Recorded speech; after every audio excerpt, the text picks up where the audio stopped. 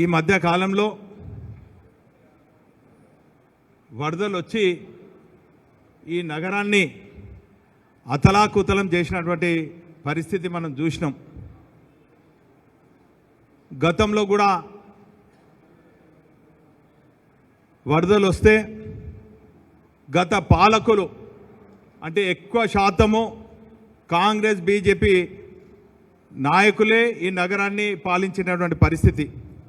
కానీ తెలంగాణ రాష్ట్రం వచ్చిన తర్వాత గౌరవ ముఖ్యమంత్రి కేసీఆర్ గారు హైదరాబాద్ తర్వాత వరంగల్ నగరం పైన ప్రత్యేక శ్రద్ధ పెట్టి ఈ నగరాన్ని అన్ని రంగాలలో అభివృద్ధి చేసేదానికి వేలాది కోట్లు పెట్టి ఆ రోజు 22లో వరదలు ముంచెత్తితే దాని నివారణ కోసము వేలాది కోట్లు నాలాల మరమ్మతు అనుకోండి, బ్రిడ్జిల నిర్మాణం అనుకోండి, రోడ్లు అనుకోండి, ఇవన్నీ కూడా నిర్మాణం చేసి కొన్ని ప్రారంభించుకొని కొన్ని ప్రారంభ దశలో ఉన్నటువంటి పరిస్థితులలో ఎన్నికల సందర్భంగా మాయమాటలు చెప్పి అన్ని వర్గాలను మోసపూరితంగా 420 హామీలు 6 గ్యారెంటీలతోనే పదవి చేపట్టి అధికారం చేపట్టి 2 ఏళ్ళు గడుస్తున్న సందర్భంలో మొన్న కూడా వరదలు వస్తే మేము నిర్మాణం చేపట్టినటువంటి ఆ పనులను సమీక్షిస్తే అయిపోయే కథ. కానీ దానికి భిన్నంగా ఏ గేట్లు అయితే మేము నిర్మాణం చేసి వరదలు వస్తే ఆ గేట్లు తెరిచి ఉంటే ఈరోజు ఈ నగర ప్రజలకి దుస్థితి ఏర్పడకపోవు. వరదలు వచ్చే పరిస్థితి ముందే సమీక్షించుకోవాలి, అధికారులతో సమీక్షించుకోవాలి. ప్రజాప్రతినిధులు ఎప్పటికప్పుడు ప్రజలతో మమేకం కావాలి, ప్రజల కష్టాలు తెలుసుకునేదానికి. కానీ ప్రజల కష్టాలు పట్టని విధంగా విలాసవంతమైనటువంటి జీవితాలను గడుపుతూ వరదలు వచ్చినా కూడా కనీసం పలకరించకుండా, మా హయాంలో వరదలు వస్తే ప్రజలెంబడి మేము ఉన్నాం, వారి కష్ట సుఖాలు తెలుసుకున్నాం, వారికి కావలసినట్టు అన్ని సహాయ సహకారాలు అందించినాం.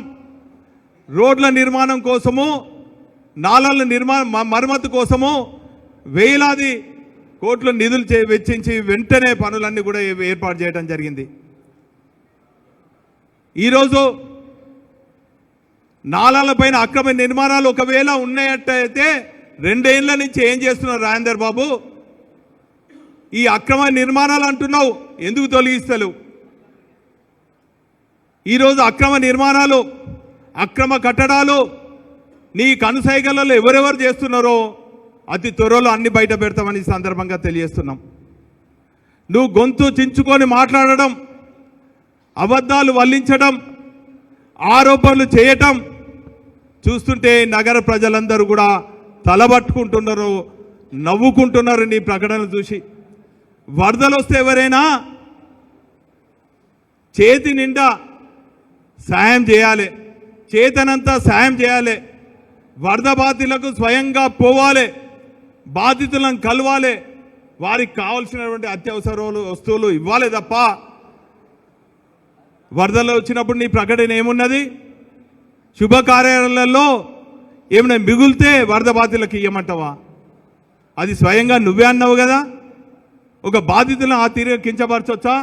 అదే మా పార్టీ కార్యాలయంలో 2 రోజుల పాటు మా శ్రేణులందరూ కూడా పిలిపిస్తే వేలాది మందికి ఆహార పొట్లాలు అందించినాం, మా చేతనైనా సాయం చేసినాం, పిల్లలకు పాలు అందించినాం, వృద్ధులకు బ్రెడ్లు అందించినాం, యువకులు ఆహార పొట్లాలు అందించినాం, చేతనైనంత సాయం చేసినాం.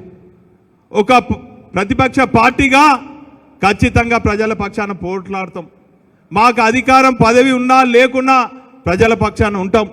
ఈరోజే కాళోజీ గారి వర్ధంతి, ఖచ్చితంగా ప్రజల పక్షాన ధిక్కార స్వరం వినిపిస్తాం. ప్రజలు ఏ కష్టపడ్డా కూడా వారికి అండగా ఉంటాం.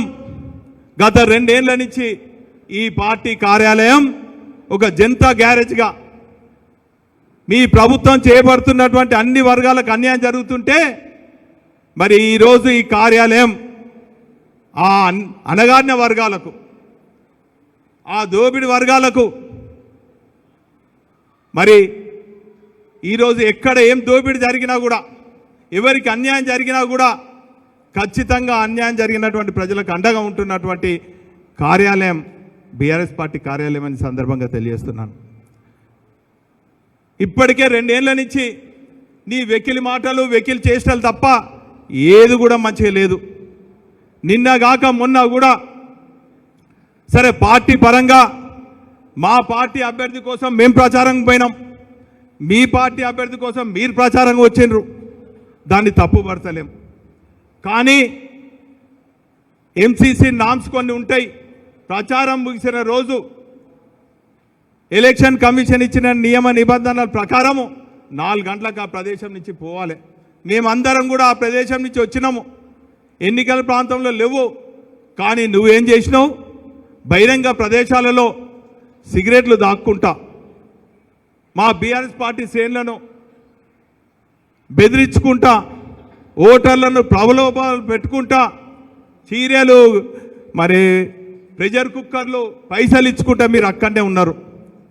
ప్రజాస్వామ్యంలో ఇటువంటి చర్యలను ఖండించేదానికి, ఇటువంటి ప్రజాప్రతినిధులను హెచ్చరించేదానికి అనేక మార్గాలు ఉంటాయి.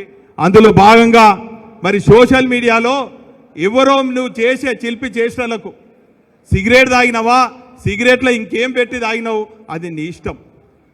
కానీ బహిరంగ ప్రదేశాలలో తాగొద్దని నియమ నిబంధన ఉంటుంది. ఒక ప్రజాప్రతినిధి అయి ఇటువంటి కార్యక్రమాలు చేసినావు, అది నీ ఇష్టం. అయినా ప్రజాస్వామ్యంలో ఎన్నికల కమిషన్ను గౌరవించాలి.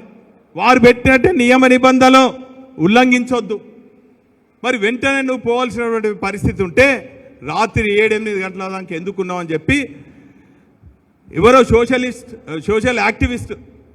సోషల్ మీడియా యాక్టివిస్టు ఒకరు ఆ ఫోటో తాగినటువంటి దృశ్యాన్ని మరి షేర్ చేయడం జరిగింది. దానికి వేలాది మంది ఇది తప్పుడు సంకేతం, తప్పుడు పని అని చేస్తే ఈ నియోజకవర్గంలో ఉన్నటువంటి మా టీఆర్ఎస్ పార్టీ నాయకులు కూడా దాన్ని షేర్ చేసుకోవడం జరిగింది. దీన్ని అదునుగా చూపెట్టి అధికారం నీ చేతులు ఉన్నాయని చెప్పి పోలీసు అధికారులకు రాత్రి 11-12 గంటలకు నువ్వు నీ అనుచరులు పోలీసు అధికారులకు ఆదేశం ఇస్తే మా టీఆర్ఎస్ విద్యార్థులను అకారణంగా అక్రమంగా నిర్బంధించి ఈరోజు చిత్రహింసలు చేయడం జరిగింది. అంటే ప్రజాపాలన అంటే ఇదేనా? ప్రతిపక్షంలో ఉన్న వాళ్ళు ప్రశ్నించొద్దా?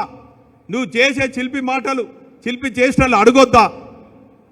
ఈరోజు అడిగితే పోలీస్ స్టేషన్ నుంచి పిలుపు, ప్రశ్నిస్తే 3rd డిగ్రీ అప్లై చేయటం, ఇదేనా మీ ప్రజాపాలన అని చెప్పి ప్రజలందరూ కూడా మీ చర్యలన్నీ కూడా ఖండిస్తున్నారు, తీవ్రంగా వ్యతిరేకిస్తున్నారు. నాయనా రాజేందర్ గారు, ఒక మిత్రునిగా చెప్తున్నా, smoking is injurious to health. నువ్వు సిగరెట్ తాగుతావా, ఇంకేం తాగుతావా నీ ఇష్టం. కానీ ఇంకా నీకు బాధ్యత ఉన్నది. నీ అడ్డిమారి గుడ్డి దెబ్బకు 2 సంవత్సరాలు గడువు ముగిసింది, ఇంకా 2.5 సంవత్సరాలు ఉన్నాయి. నువ్వు ఆరోగ్యంగా ఉండాలని ఆ భగవంతుని కోరుకుంటున్నా. ఇటువంటి హానికరమైనటువంటి మత్తు పదార్థాలు వాడకు. ఈ ప్రజానికానికి, ఈ ఓటర్స్కు నువ్వు 5 ఏళ్ల పాటు నిస్వార్థంగా, నిజాయితీగా మరి పరిపాలించాలి, సేవ చేయాలని చెప్పి మరి పత్రికాముఖంగా నేను కోరుకుంటున్నా. మన ఇద్దరం కూడా మిత్రులం. నువ్వు ఏమేం చేస్తావు ఏంది అనేది అందరికన్నా ఎక్కువ నాకు తెలుసు. అయినా కూడా నువ్వు చేసే కార్యక్రమం సోషల్ మీడియాలో వచ్చింది కాబట్టి smoking is injurious to health. నేను సిగరెట్ తాగను, క్లబ్లకు పోను, పబ్లకు పోను, నాకు తెలియదు. కానీ సిగరెట్ల మీద మాత్రం, సిగరెట్ డబ్బాల మీద smoking is injurious to health అంటారు. దయచేసి మరొక్కసారి ఒక మిత్రునిగా చెప్తున్నా, నువ్వు సిగరెట్లు తాగకు నాయనా.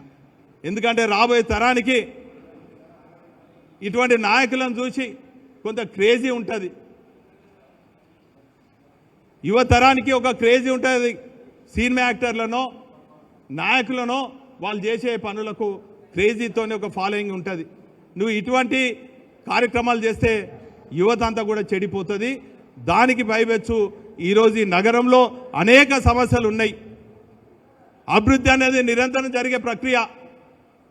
70 ఏళ్ల క్రితం ఎక్కడో పార్క్ మన పబ్లిక్ గార్డెన్లో అయితే 70 ఏళ్ల పాటు ఆ పార్కు దిక్కు చూసిన నాదులు లేదు.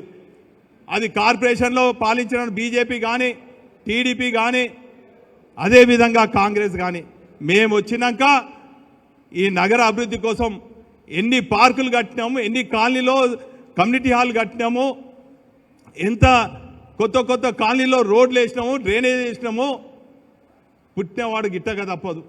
అటువంటి ప్రదేశాలలో శ్మశాన వాటికలు కూడా ఏ తీరుగా అభివృద్ధి చేసినామో నీ కళ్ళుండి చూడలేకపోవచ్చు. నీ మాయ మాటలు చెప్పి అడ్డి మార్గం గుడ్డి దెబ్బగా గెలవచ్చు. కానీ ఇవిగా 3 ఏళ్ళు ఉన్నదో దయచేసి ప్రజా సమస్యలపైన దృష్టి పెట్టు. ఈ చిల్లర మాటలు బంద్ చేయి, అబద్ధాల ప్రకటనలు చేయించకు.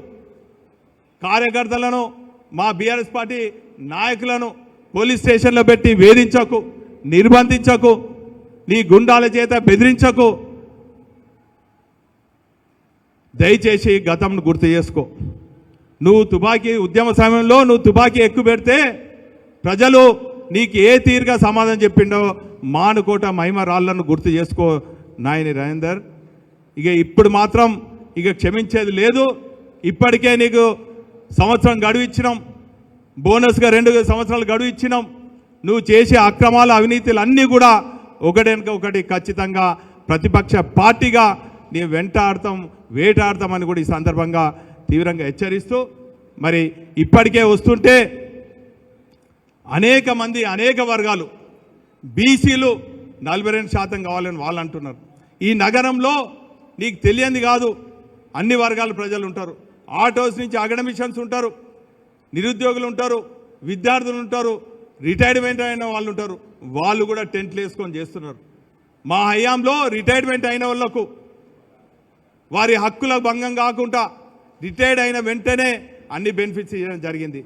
రిటైర్డ్ అయిన వాళ్ళు కూడా నిరుత్సాహం ఉండొద్దని చెప్పి వారికి అందరూ కూడా వారి సమస్యలు చర్చించుకోవడానికి అన్ని వర్గాల అన్ని అసోసియేషన్స్కు కార్యాలయాలు అందించినటువంటి ఘనత మా పార్టీకి దక్కిందని కూడా ఈ సందర్భంగా తెలియజేస్తున్నాను.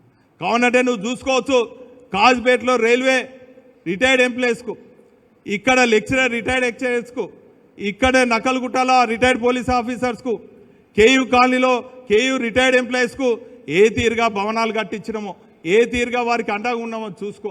వారి సమస్యలు తీర్చేదానికి వాళ్ళ దగ్గరికి పో. ఈరోజు అభద్రత భావంతోనే గుడిసెలు వేసుకొని ఉన్నారు.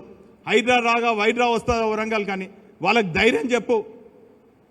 ఈ తీరుగా ప్రజల పక్షాన ఉండి మెప్పు పొందాలి తప్ప చిలిపి మాటలతోని చిలిపి చేష్టలతోని గొంతెత్తి మాట్లాడి గొంతు చిచ్చుకొని మాట్లాడితే ఇక్కడ ఎవరో భయపడేటోళ్ళు ఉంటారు అనుకోకు.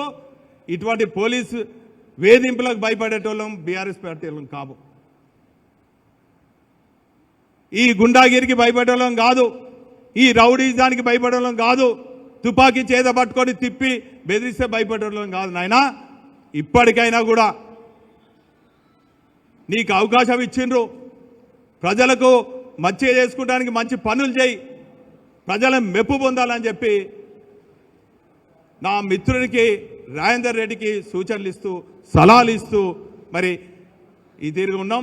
ఇదే కంటిన్యూ అయితే మాత్రము ఒక ప్రతిపక్ష పార్టీగా మా శ్రేణులు, మా విద్యార్థులు కానీ, మా యువకులు కానీ, మా మహిళలు కానీ 2 ఏళ్ల నుంచి చూస్తున్నాం, ఏ ఒక్క హామీ కూడా మీరు నెరవేర్చలేదు.